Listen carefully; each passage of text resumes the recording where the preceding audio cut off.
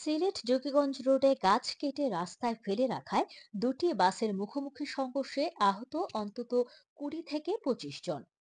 31শে জানুয়ারি শুক্রবার সকাল আনুমানিক 9টায় সিলেট জকিগঞ্জ সড়কের গোলাপগঞ্জ দাড়িপাতন এলাকায় এক মর্মান্তিক সড়ক দুর্ঘটনা ঘটে।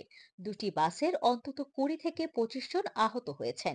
বিআরটিসি একটি বাসের সাথে অন্য একটি বাসের মুখোমুখি সংঘর্ষে একটি বাস রাস্তা থেকে পাশের খাদে পড়ে যায় এবং বিআরটিসি বাসটি ছিটকে গিয়ে রাস্তার পাশে গিয়ে আটকে যায়।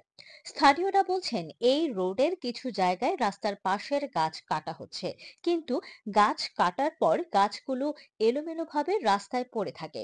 শীতের ঘন কুয়াশায় এমন একটি ব্যস্ত রাস্তায় পড়ে থাকা গাছগুলো গাড়ি চালকরা দেখতে পান না, যার কারণে এরকম মর্মান্তিক সড়ক দুর্ঘটনা ঘটছে। এই ধরনের উদাসীনতার কারণে আরো বড় ধরনের দুর্ঘটনার সম্ভাবনা রয়েছে বলে ধারণা করছেন এলাকার সাধারণ মানুষ।